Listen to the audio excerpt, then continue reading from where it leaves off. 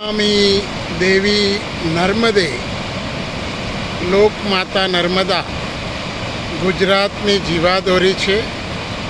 જ્યાં પાણીની અછત છે એવા ગુજરાતના વિસ્તારોમાં પીવા માટે, ખેતી માટે અને ઉદ્યોગ માટે એક સંજીવની છે એવી લોકમાતા વિશ્વામિત્રીને પણ વહેતી કરીએ તો જીવનમાં એક વધારે સમૃદ્ધિ નર્મદા જેવી જ વિશ્વામિત્રીના તટ પર પણ આવશે.